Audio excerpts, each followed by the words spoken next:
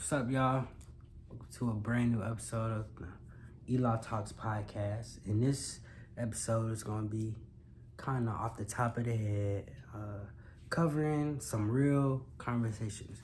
Because, I've been getting like good feedback on the show. A lot of people, they've been telling me, a lot of people listen to the show, they've been telling me they appreciate the real conversations or the real perspectives that I do be bringing to my podcast. So with that being said, today's episode is going to be about being real with yourself and having real life conversations with yourself and living in your real reality. So with living in your own reality, because that's something that I see a lot of people face, and even I as a person, I've had some problems growing up early on with not being able to face my real reality. And the reason I say that is because even I've had growing up early on, had some troubles in regards to living in my own reality. I was trying to compare my life to other people's lives when me and their lives are two different completely lives.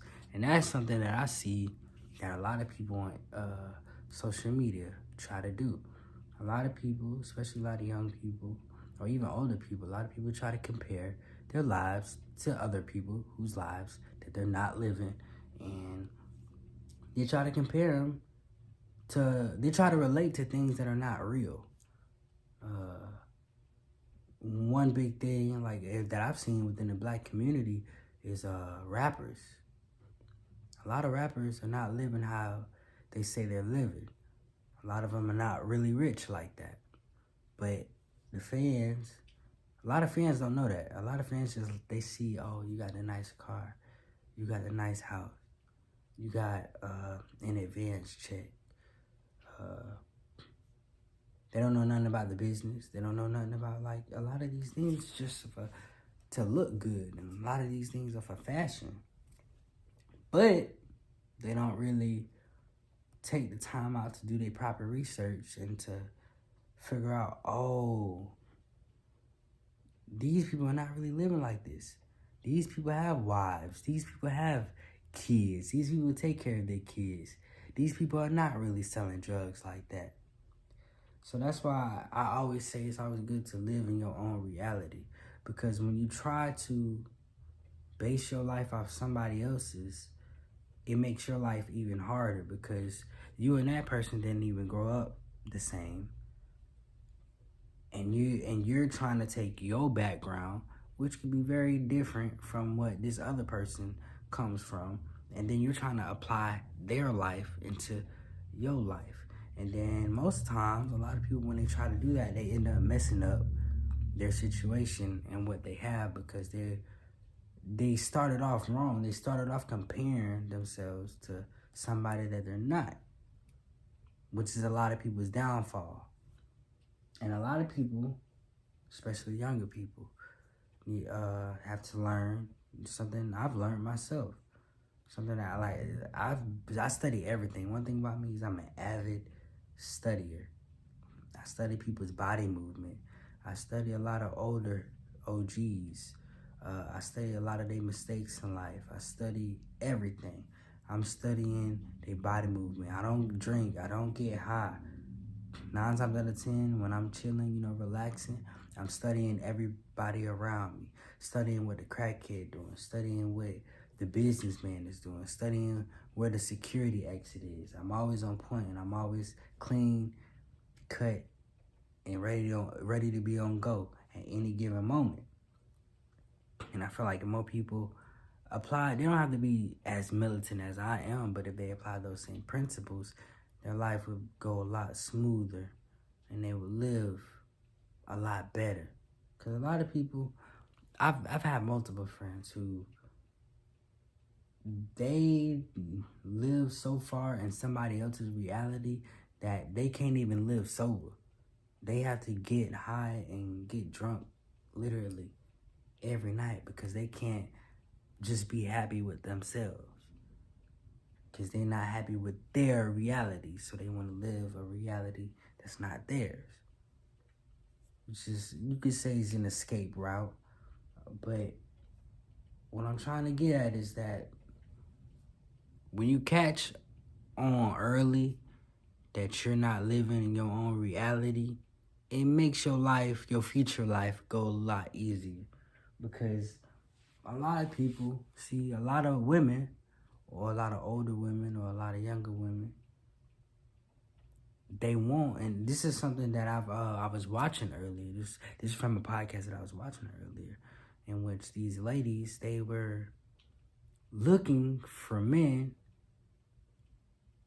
that they've never even had before, or men that they've never even came into experience with. So the lady was looking for a man who makes six figures, when the lady herself, she's a business owner. She's only been in business for 9 years and only started making six figures 3 years ago. But she feels that, and she's in her 30s, she's almost 40s, her late 30s, and she feels as if that a man that makes six figures would best fit her relationship, when she has no friends that make six figures. She doesn't know anybody that makes six figures. She doesn't deal with anybody that makes six figures. And all the people that come to her are what she considers below average men, or average men. And the problem that Kevin Samuels was trying to point out to her is that the lady, she was not living in her reality. For one, you don't know nobody who's living like that. You don't even have friends like that. So why are you even looking for something? And then you've never even had the opportunity or the chance. You've never even had the opportunity or the chance to meet anybody like that, because you've only been in this position for 3 years. And then on top of that, she has kids, and that's not knocking nobody who has kids or whatever. On top of that, she has kids. And what he was pointing out is that this lady was trying to she was living in a reality that wasn't herself. She has a kid already. She's not dealing with the kid's daddy. And the daddy gives problems. And what he was trying to say is, why would a man who's making six figures lower his standards for somebody like you, when a person who's making that much money has choices? Why would he choose to deal with somebody who's in almost 40 years old, still has kids, has possibly baby daddy issues? Why would somebody who has a choice, because they make this amount of money and they have a good head on their shoulders, why would they scoot down to your level? Not saying that being at your level is wrong, but why would I scoot down to your level if I could deal with so much better and live a stress-free life? And that's something I do feel like a lot of young girls need to apply to their life. It's okay to live in your reality, and her excuse was she was young and dumb. That's why that was her excuse of why her life is going the way it's going. But it's cool. You could say you're young and dumb, but everybody knows better at the end of the day. If you can't afford to have kids, you should not be having kids at the end of the day. And if you can't control your manners, if you can't wrap up when you're having unprotected sex, or if you can't pull out, or you can't go buy a plan B, or do the proper things, or you can't afford an abortion, whatever type of life you live in, if you can't afford or you refuse to do that stuff, you probably shouldn't be having raw sex. A lot of people, and I tell like a lot of my friends this, common sense is of essence. Common sense is natural. If you can't afford to do something, or if you think how this decision will affect me in 10 years from now. If it affects you in a negative way, you probably shouldn't be doing it. That goes with having unprotected sex. That goes with spending money that you don't have. That goes with getting a credit card. That even goes with buying a mortgage that you know you can't afford. If you still have if you still are in debt to student loans, 20 plus thousand, and you ain't even paid that off, there's no reason why you should be going to the mortgage company to go get $150,000 loan that you, of course, you're not going to be able to pay off. You can't even pay off your student loan debt, and then you probably have $32,000 in car debt. So when I learned this, when you're young and you put your priorities in order and you think before you act, it will save you in the long run. But a lot of people, they want to live in a moment. A lot of people, they want to get jiggy. Everybody want to be cool. Everybody don't want to be themselves. And that's why nowadays when I go out, because when I was in high school, when I was in middle school, I did used to, try to appeal to the crowd. Oh, I want to be like everybody. I want to get the new shoes. Knowing I'm busting my behind to pay for these $210 shoes that I'm not even going to have within the next 2 years. Trying to compare my life to other people, or paying $50 for a shirt that got a design that I can make myself, because at the time I was doing sublimation products. It didn't make no sense.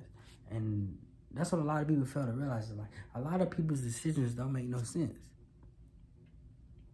And I think that, with the content that I provide on my shows and on my Instagram, my YouTube, my network, I feel like I'm changing the game. I've been told that a lot of my viewers, they really appreciate, and I be speaking some real stuff. So, I want to continue bringing y'all some real stuff, and eventually I am going to put a lot of my thoughts into a book.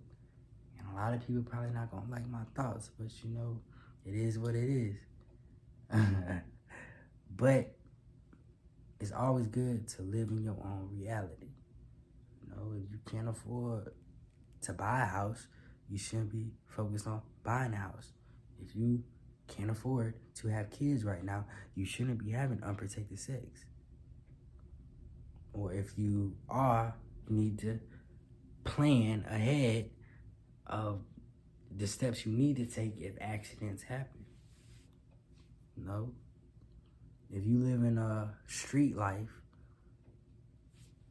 and you a gangster, you robbing people, you selling drugs, you murdering people, you shouldn't go out. You should know better not to go outside without your gun.